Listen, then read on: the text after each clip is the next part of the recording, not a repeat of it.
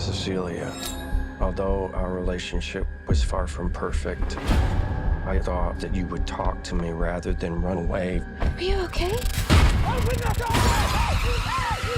What kind of goes into making an empty corner horrifying? Well, it's hard. There's no exact science to it because, you know, all films are guesswork. You're standing there on a set and you're thinking, I wonder if people are going to find this suspenseful in 8 months. You know, there's just no way to second guess the audience. But my goal was, can I make empty spaces tense? Can I put the audience on edge just by pointing the camera down this empty corridor? And I think if you buy a ticket to a movie called The Invisible Man, you're automatically suspicious of any empty space. So I was kind of weaponizing that audience suspicion against them.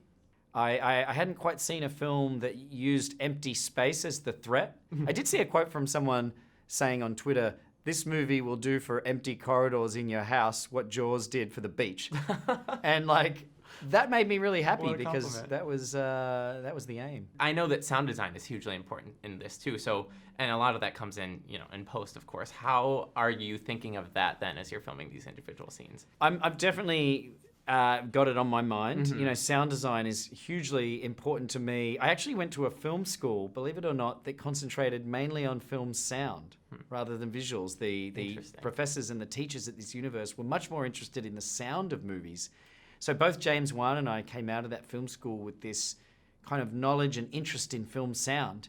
And to this day, I really listen to movies and I don't ignore the sound design. I try to take it in. He said that wherever I went, he would find me, walk right up to me, and I wouldn't be able to see him. You're kind of playing in this universal monster movie sandbox. Was that intimidating at all for you? I actually didn't feel too much pressure. I feel that the cultural footprint of The Invisible Man is smaller than some of the rock stars of that bunch. You know, if you're making a Dracula movie, you have all this baggage, you know, it's strapped to your ankles. You know, all the great Dracula movies that have been and gone before you. You know, Coppola's version of Dracula is one of my favorite movies. I think it's actually underrated, that movie. And so I feel in that situation I would have been intimidated, but there's something about The Invisible Man, you know, he's kind of like tier 2.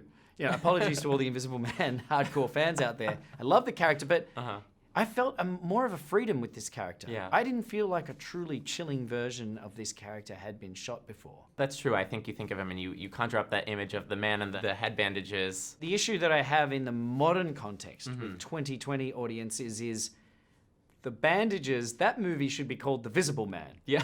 You know what I mean? Like, I wanted to forget about visibility and have this character exploit his true capabilities, which means you're never seeing him. You never know if he's there. The only thing more brilliant than inventing something that makes you invisible is coming up with the perfect way to torture you, even in death.